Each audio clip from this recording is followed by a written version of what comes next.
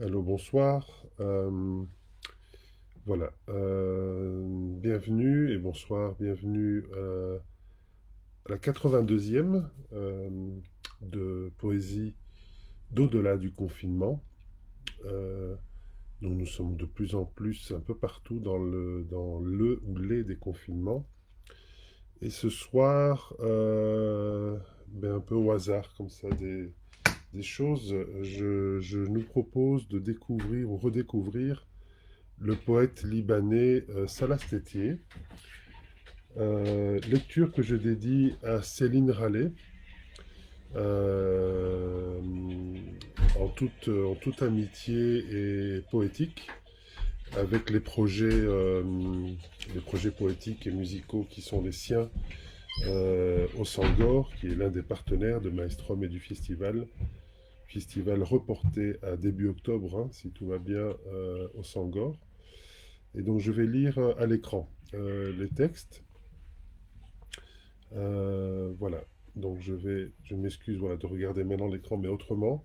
Mais comme ça, peut-être pour une fois, je vous regarde un peu dans les yeux. Donc le texte s'appelle L'épée des larmes. Je le découvre en même temps que vous. C'est une des choses que j'adore faire en lecture, en fait. À la fin de cela qui fut la neige et qui porta de nuit les lieux du cœur, le fleuve aux blancheurs d'ombre aveugle par la neige, comme la lampe endommagée des prairies, brebis égorgées, vives, et ma mère allongée sous le laurier, vers la fin de la neige, comme une femme avec l'ensemble de ses fruits. Dans la parole, elle est assise et elle mange, assise et elle mange. Si doucement ce qu'elle mange la devient. Ô rose asexuée, à genoux et le cœur, au-dessus d'une rose de sel vide. Sous le soleil et l'air, me voici, mère, avec mon nom de personne, devant l'hortensia disparue. 2. La pluie est mélangée aux lierres de substance, sous la beauté de l'être et de la pluie, aimé pays d'images mortes vives en qui l'esprit dans le réseau des neiges regarde se déconcerter l'esprit. Ô patrie pure, profonde es-tu, partie avec les arbres, allée sur des cadastres d'incendie, si beaux grands arbres dans leur verdoiement de cris, plus purs que purs leurs cris, pavots des neiges, par nuit de veille auprès de l'eau de neige, fulgurant dans le brûlant jour de l'esprit. 3. L'enfant, le fils des larmes, il parle à la bruyère. En terre étrange, étrange et substantielle, dormant dans le vent d'arbres comme colombe fraîche, créée puis décréée, qui m'en dit de nous le plus pur, créée puis décréée, bleue, brûlant, froide, comme une perle intérieure. Et quelle, quand la parole avec son blé sera, belle et si belle à cause de cela, effrayée par le froid. Le feu viendra la toucher, mais sans lui nuire, comme cela fut dit. En attendant, elle est du feu l'absence, à l'intérieur du feu de la substance, où son visage et sa profondeur neige, aveugle neige de ses yeux dans la neige, où son visage et tous ses raisins dormira. 4. L'enfant d'enfance avec l'oiseau timide. De l'autre côté de la vie avec les arbres, son flanc d'enfance est un enfant limpide, que brûle un peu le géranium, l'oiseau, est un effroi léger dans le monde, friable est-il et si froidement limpide, qu'il est comme une lampe de la mort, tirant le ciel une femme dormante, avec le feu du ciel pour nourriture, l'effort de l'être en elle, la rivière et son visage accompli dans la mort. Nubile est-elle à peine son épaule, contre le vent de la montagne froide, l'eau pure est son enfant de nuit dans le monde. 5.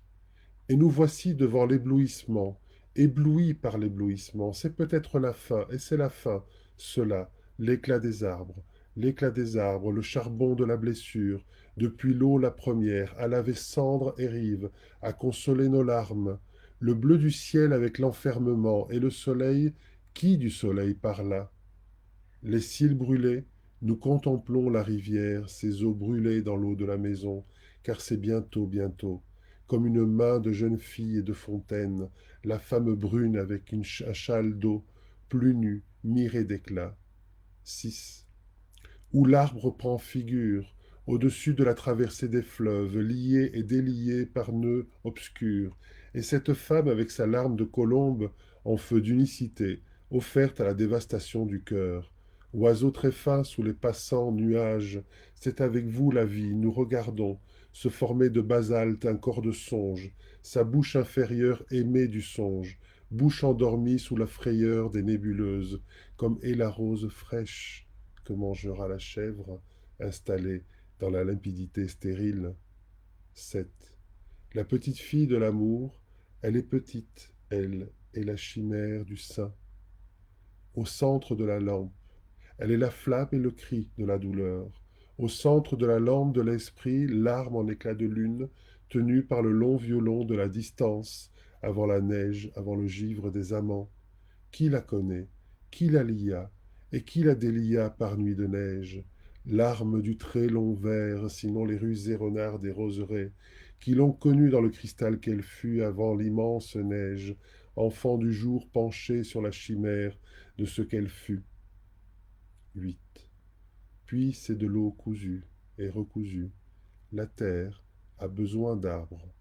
À cause de l'inverse lampe de la lune, spirituelle effrayée par les nuages, quand l'araignée de la finesse obscure saisit le bien-aimé soleil, le mort promis, le noyé de la verdure, sa bouche attachée à l'éclat, la peau d'avant dans le miroir des roses, le ciel inscrit au beau visage de la femme et de l'homme, assis réellement sur la chaise réelle, buvant à deux, bouche à bouche, l'épée du vent.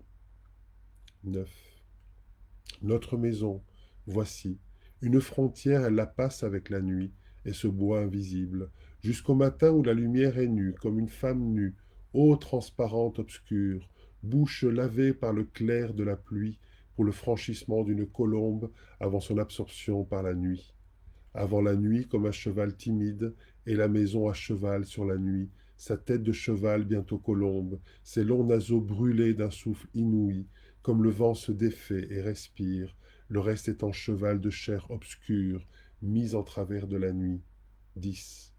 Notre maison de neige, elle est brûlante avec ses racines, parmi le froid des murs, ses eaux lavées par les eaux de la pluie, quand tout s'efface avec le nom de la brume, laissant sur la rive mortelle l'enfant de nuit.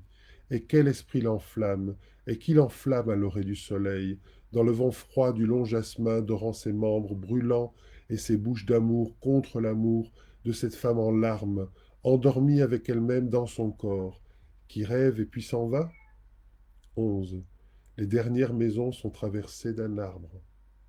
Leur rose calcinée par innocence, à cause de la neige absence d'homme, et sa main invisible, vers ce plat sur la table dont plus jamais personne ne mange.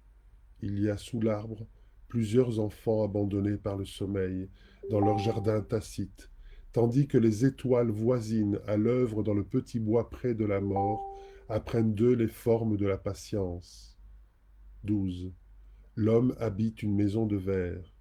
Et le violon de ce qu'il est son triomphe, de larmes et de colombes, en relation de neige avec l'arbre, cet arbre-ci privé de sa musique, ses branches naturées sous le bâillon, bâillon de neige sous les bouches de l'arbre aux invisibles branches, déterrant d'une voix les fondations de la maison de verre, sous les aigles petits du très haut ciel, mangeurs d'oiseaux, jeteurs de pierres, se déployant dans la légèreté des archaïsmes. 13. L'enfant, jamais venu, nous l'avons attendu sur les terrasses, lavé d'un peu de froid, lauré de fruits, au-delà des limpidités du cœur en qui se promène une lampe évasive, et ne tenant à rien, mais seulement aveugle par ses larmes.